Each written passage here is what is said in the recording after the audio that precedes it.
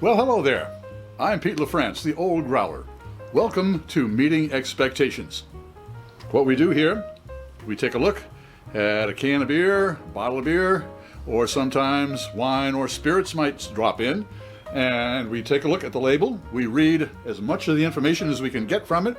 We take a look at the artwork. We see what they're trying to sell us. We crack it open and see if it meets expectations. All right, what have we got here today? Okay, from Moat Mountain Brewing Company, Mount Washington Valley. Mount Washington Valley. Doesn't say where, but I'm sure it's on there later. It is their 22 in 22 double IPA. 1 pint, 6 fluid ounces, and it's 8.2% alcohol by volume. It is Mountain, always drink responsibly. A government warning that I shouldn't operate heavy machinery and drink this, or be a pregnant woman and drink this. I don't have to worry about either one of those. A product of Moat Mountain Brewing Company, North Conway and Intervale, New Hampshire. Canned in Intervale. Okay, I imagine that their North Conway probably is a brewery, maybe a brew pub as well, tasting room, but it's canned in Intervale, New Hampshire. All right, and what else do we have here? Well, okay, single track and double IPA? Question mark. Talk about a match made in the mountains. What better way to celebrate our 22nd year of brewing craft beer in the White Mountains of New Hampshire than by raising a pint to the dedicated riders of the 24 hours of Great Glen.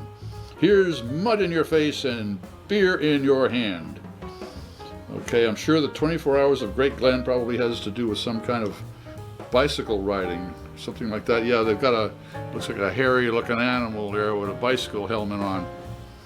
Okay, 22 and 22 probably has again to do with 24 hours. Well, I guess it's kind of tough to figure that one out. But anyway, what are they trying to sell us? A double IPA, no problem. And at 8.2 ABV. Well, coming out of New England, I would have to say it is going to be hazy and thick and lush and buxom. And at 8.2%, the head might not last too long. The high alcohol might knock that down a little bit. But what I'm looking forward to is a lush, not golden color, but kind of creamy colored, really hefty tasting IPA. Let's crack it open and see if it meets those expectations.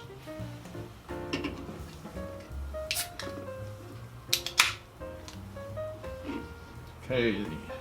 As you'll notice, we always use the same style of glassware when we do all of our tastings. That way, nothing has a leg up as far as clarity and or aromatics. Yes, we've got a hazy, crazy one here. All right. Well, it certainly is well carbonated. That is a beautifully tightly knit head. That means all those little tiny bubbles are all clustered together, and oh, that's a great way to get those aromatics out of there. This is an ale. As we all know, all beers should be served at the proper temperature. Lagers down around 40 to 45 degrees generally. Ales 50 to 55 degrees Fahrenheit generally. But I always like to take the temperature of the beer that I will be tasting. And I have right here a lollipop. They kindly sent it to me. There's a link down in the description box if you want some more information. Well, let's see. What do we got here?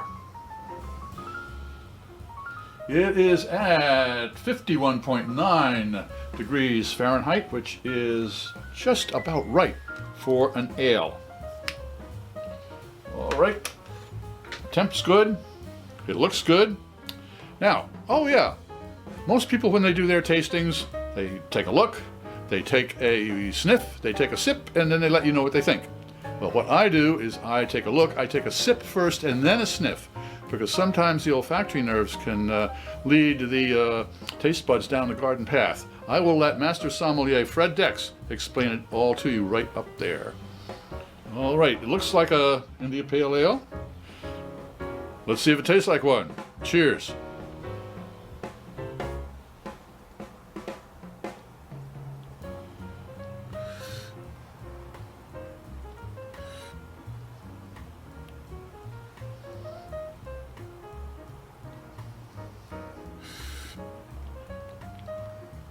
You'll notice I took 2 sips. The reason why is because that first sip, your taste buds don't know what to expect.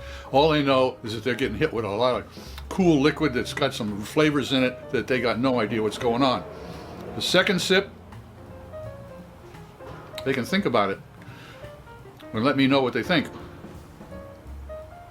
And what they think about this one, I would be willing to bet that there's maybe 1 or 2 hops in here. It's a very basic beer, which is nice. I mean, the balance is very, very good. The malt is certainly playing second fiddle to the hops. There is no doubt about that. And that is exactly the way it should be. Well, let's go in for the first nosedive. Oh, wow.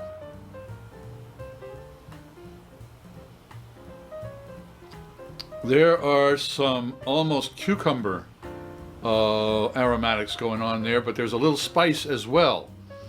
So I can't identify the hop in particular, but there is certainly an aromatic on that if I had been hit with that before I took a sip, I certainly wouldn't have been looking for it. Another nosedive. I'm going to sip.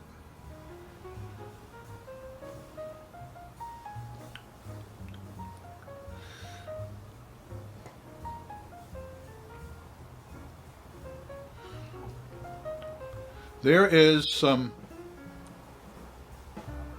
sharp flavor.